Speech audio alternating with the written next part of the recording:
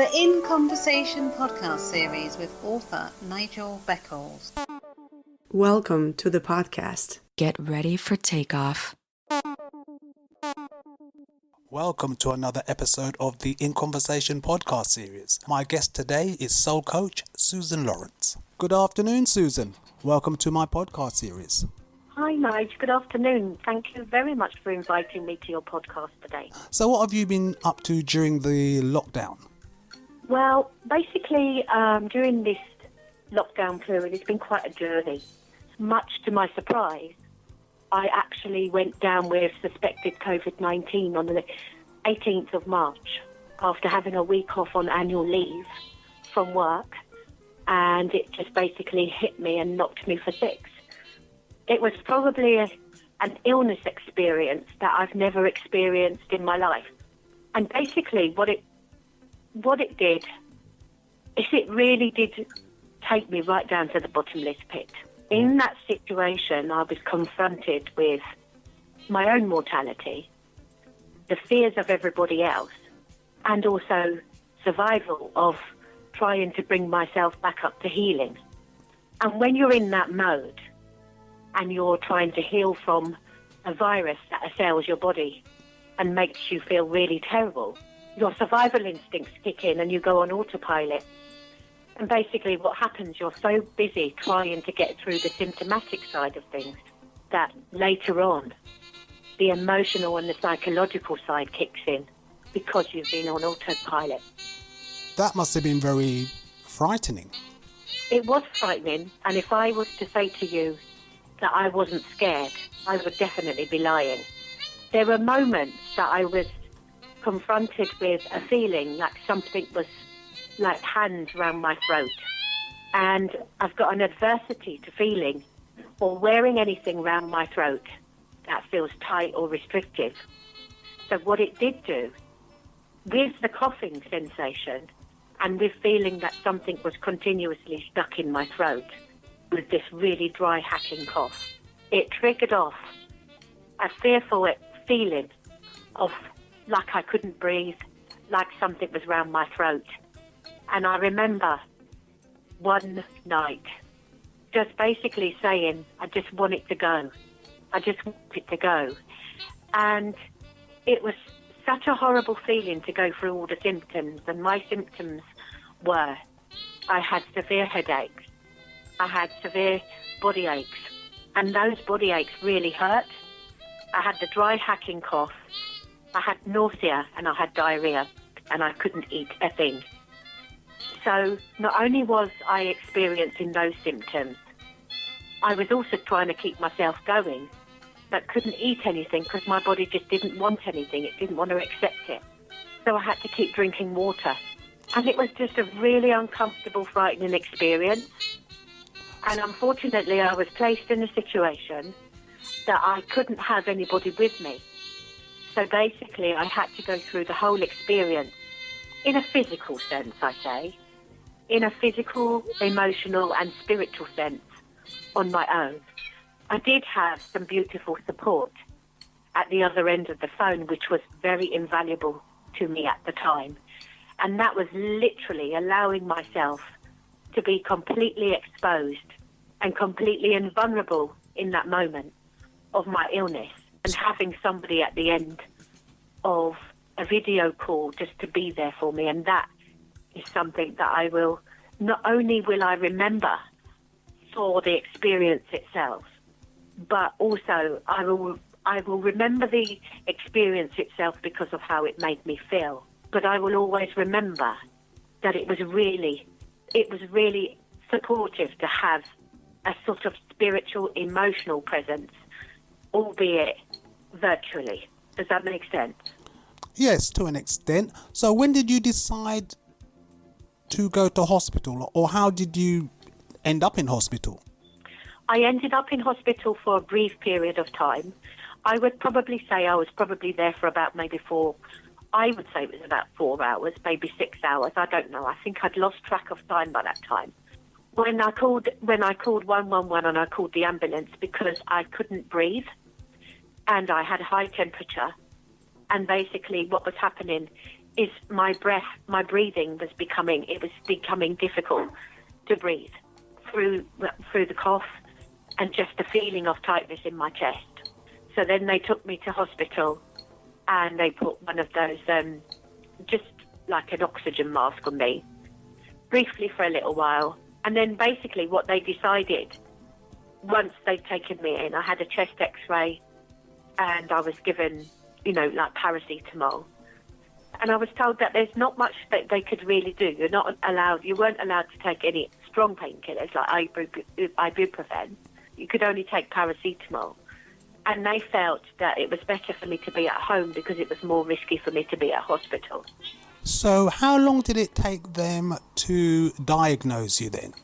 I wasn't officially tested, but once I came out of the hospital with my discharge paper, what was on the paper was suspected COVID-19 symptoms, and they put it down as mild. But I can honestly say to you that I don't feel that my symptoms were mild. They didn't feel very mild to me. It was just horrible. It's not something I would wish on anybody. And as a rule, I'm a person that's not very ill very often. But I have noticed that if ever I do become ill, because I'm not very ill very often, it knocks me for six. It is like that for some people, isn't it? I mean, they're fitting well for a long time, and when they do get something, it does take its toll. Most definitely, and that is the case with me, and that's something that I've identified whenever I have become ill. I mean, like most winters you get colds. I don't get colds very often, but sometimes if I do get one, then it will take hold quite a bit. But fortunately for me, I haven't been ill very much in my lifetime, and that I'm really thankful for. But the situation with the suspected COVID-19, it took me by surprise because I wasn't expecting that. And then suddenly, come back from annual leave after having a self-care break to make sure that I'm looking after myself, nurturing myself, because of my line of work is quite intense, emotionally intense. Went back for one day and then just was literally floored the next day, and I was laid up for, 5 weeks. And it took about approximately between 5 to 7 weeks for me to feel, a level of normality. Well, thank you for sharing your experience with us, Susan. I felt quite scared. I have been an individual that's not unfamiliar with situations of loss or death, or situations where you're placed in a situation, you're sort of plummeted into the dark depths, the dark depths of the abyss. I'm not unfamiliar with situations like that. That's always been part of my soul call, my soul journey, so to speak. And it's always been part of my journey. So I had to learn to build resilience. And I had to learn to build, a real tenacity and a real determination to be able to get through, because I've experienced most of those things on my own. And that has been the pattern of my life, and that continues. Well, I understand that you are a soul coach. So what inspired you to become a soul coach, and what does that involve? Basically, I've always done. I started off my employment journey as a secretary, receptionist, PA, and I've always been really interested in sort of words, information, and things like that. But basically, from the period, I'd say from 2013 to 2014, I qualified to become a National Career Service Advisor. And prior to that, I was an Information Advice and Guidance Advisor. That was supporting people in the capacity of supporting people on a one-to-one basis to go through their journey of looking at their career, their training, and their employment desires. And I really enjoyed that process. It was very target-driven, but I did actually enjoy doing that role. But what happened is, roughly, I would say probably from about 2015 or 2014, I started to feel that there was something much more. And I've always been a very deep individual that looks at life in a very, very deep way. There's a level of intensity about me, which I totally admit to.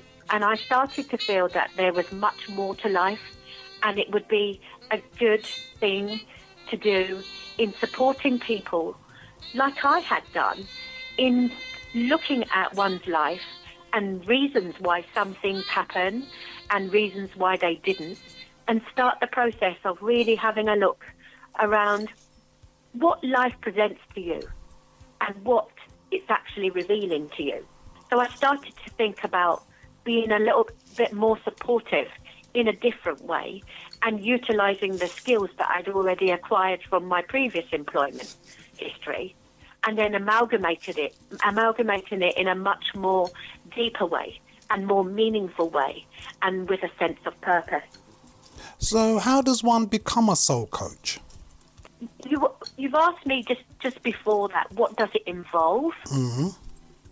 And basically, it involves allowing yourself to tune into your intuition, into your higher self, that inner still voice that you hear if you allow yourself to be still and you allow yourself to be silent.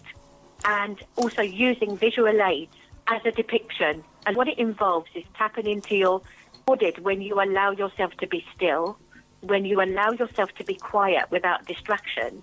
It's about connecting with your higher self and spirit and source. Some people would say God, some people would say Buddha, some people would say source, some people would say the divine.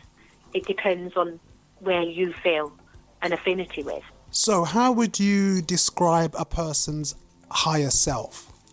It's that inner knowingness that you can hear something more than what you are. It's a feeling, it's an energy feeling. It's very hard to rationalize it in a logical sense. It's about a feeling that you have, that you are connected to something higher than you and something bigger than you. It's an energy feeling. So is the higher self a part of the soul, of a person's soul, or is it their soul? It is a part of a person's soul, yes. And everybody does have the capacity to reach that if they allow themselves to be, to tune in, be quiet, be still, and really get into that energy field and that state of being able to hear what's being said. So how long have you been a soul coach? I did my spiritual coaching qualification in 2014. I did back-to-back study, really, because I'm quite a driven individual. First of all, I did my careers information advice and guidance, level 2, level 3, and then level 4.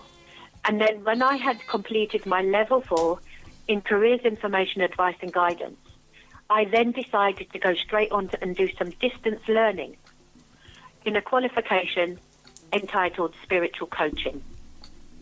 That depth was what I was looking for. That depth of wisdom and knowledge was what I was looking for. It's what I was seeking and sought out. And that's what started me on my journey. And once I had started and I'd finished it, that's when I started doing it. I then went on to do a qualification in numerology. And that's where I'm standing at the moment. And so 2014, I would say that I started embarking on the journey of becoming a soul intuitive coach. And I created my Facebook page, which at the time was called Seeds of Spirit. I then called it a different name to Susan Lawrence Soul Coaching later on. And then in 2015, I created a group, and that runs alongside the page. That's where my journey started with that, and I've gone on from strength to strength. So the way you became a soul coach, would you recommend that for someone who was interested in taking that path? Would I recommend it? I think you have to, really feel that you've got a sense that you've got a purpose to help others. I think that it helps if you are a curious individual. It helps if you are an individual that is a seeker of truth. It helps if you are not afraid to confront your shadow dark spaces within yourself. And it helps if you have done it yourself, so then you can actually empathize with others that are going through some of their own experiences, and then enable them and support them and empower them to grow in their own right, in accordance to their highest and greatest good. So what type of services do you offer to potential clients? I offer one-to-one coaching sessions. I can either do one-off readings, whereby I will do an intuitive reading, and I can pick up things from photographs. I use visual spiritual aids such as guidance cards, and I've got lots of different ones, and I like to get lots of different ones because each picture tells a story and each deck has its own energy. I couple that along with my skills from my career's information, advice and guidance, and basically what I do is I offer the intuitive side, the spiritual side, as a way of connecting a person to their soul, encouraging them to really truly reflect on what their intuition is actually trying to tell them. And that is by probing open questions, and to some degree it is very much like a person-centered counselling session, but it works. So how do you measure your success rate with people then? I measure my success rate by the feedback that I receive from my clients. That tells me a story. And I measure whether it's been successful on whether they come back. And recently, I have had somebody that has had a good few readings with me, and they've come back. So that actually feels that they were happy with the service and that they were getting their needs met in accordance with the truth that they need to find at each given moment in time. How would you describe a person's intuition or gut instinct? I had defined it as intuition. I define intuition as a feeling, a sense of knowing without explaining it through the logical mind, but more in the way that it feels in relation to the energy and how it feels in your body. I'll give you an example. Usually, if you're in tune on an intuitive level, you can always tell if something feels right on a soul level by the way that it feels. It will either give you an indication that it feels right because it sits comfortably in your gut, or there will be a sense of unease that will give you an indication that it's not quite right. So do you think that women have stronger powers of intuition than men? I think to comment on that would be very generalistic. I think it's an individual thing, and I don't think it's fair to break it down into gender, because you do have some men that are exceptionally intuitive, and you do have some men that are really in tune, and probably to some degree in a different way than women. So I think it's an individualistic thing. It also pertains to a person's life experiences. It also pertains to their religious and spiritual experiences, and also any practices that they may be familiar with. Well, I only asked the question because I noticed that the vast majority of tarot readers or psychics or mediums tend to be women. I mean, I have noticed men providing those services as well, but it seems to me it's mostly women who provide those type of services. There could be an answer to that if I was to look at it from a more sort of logical way, in understanding that men, to some degree, men are conditioned not to get in touch. Men are conditioned not to get in touch with their emotions and feelings because they've been told that they shouldn't.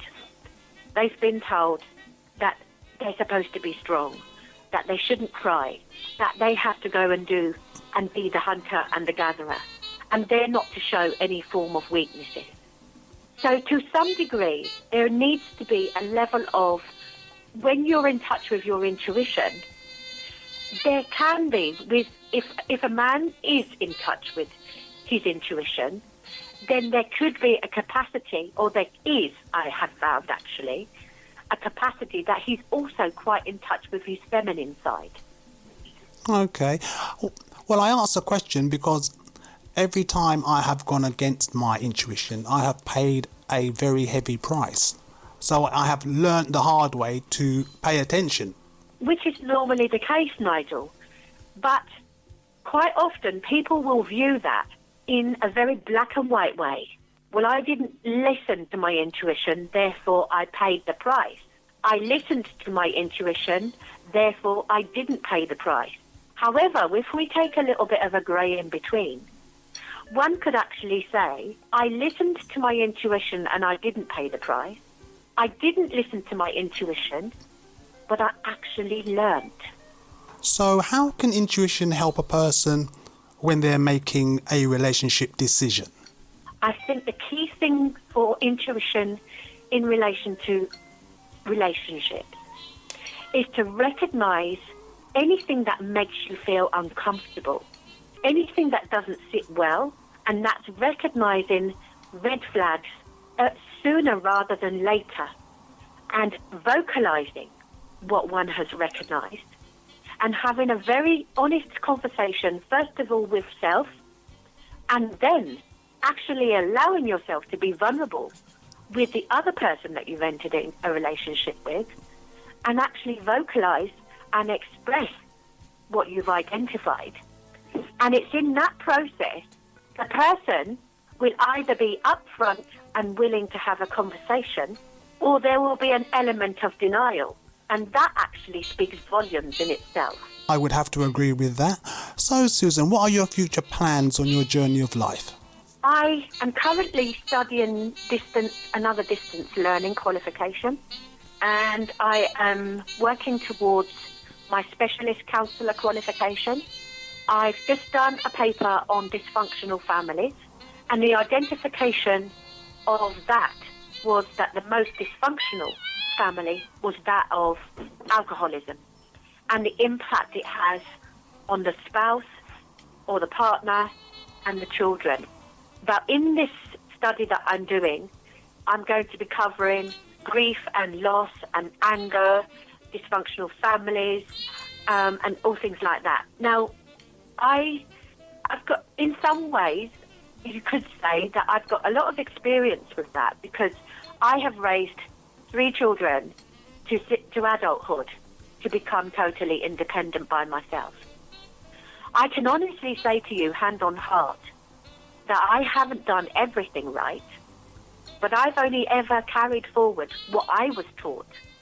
And it was through going through that journey and beginning to recognise where my mistakes were and learning to work towards changing some patterns of behaviour that I got to understand an element of the dysfunctional family.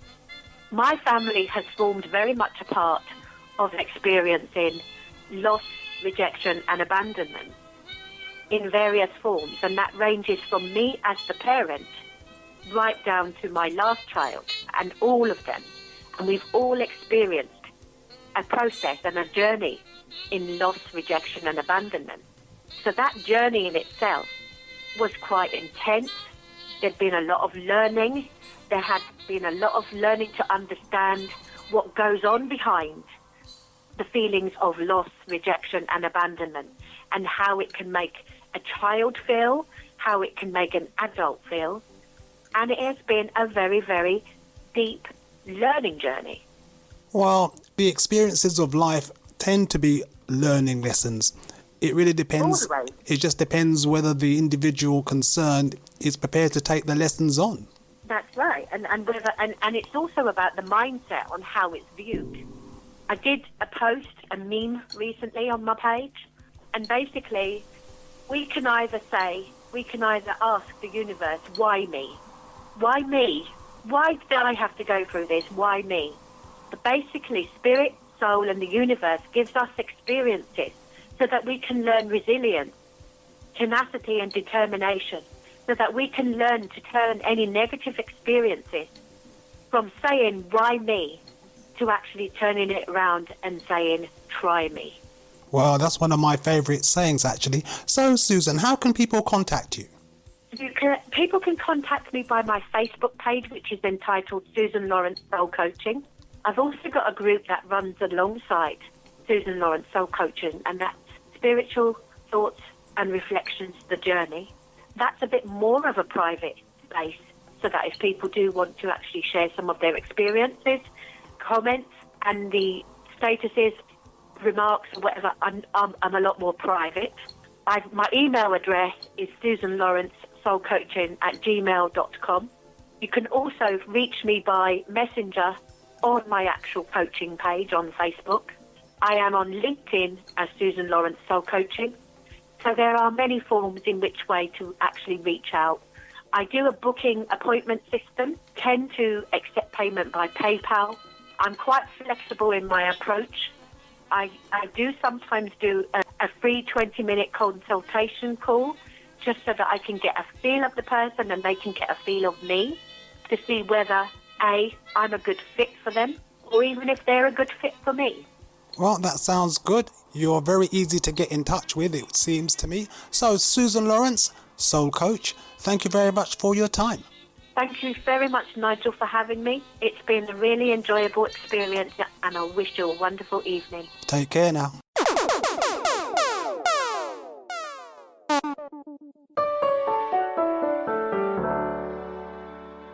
Have you experienced several failed relationships or been through a divorce? How can you avoid making the same mistakes again? How to avoid making the big relationship mistakes is out now. Hi, my name is Nigel Beckles. My new book is packed with practical and common sense strategies that you can use to make better relationship choices. Now you can discover the dangerous myths about love. If your relationship expectations are realistic, why you could be falling in love for all the wrong reasons. How to avoid making the big relationship mistakes. It's a book that could change your life. Available from www.relationshipmistakesbook.com and amazon.co.uk. Kindle version also available. Looking for Love is a documentary that explores black relationships in the UK, seeking answers to difficult questions, transforming the way we think about love and relationships. 50% of couples who marry this year will get divorced. Looking for Love from the award-winning director Menelik Shabazz is finally available on DVD. If I had been to a counsellor or been to a therapist, I would have dealt with a lot of those issues a lot quicker. Get yours today from lookingforlovefilm.com. Thank you for listening. Please join me for another In Conversations podcast very soon for more interesting and entertaining discussions. Stay safe.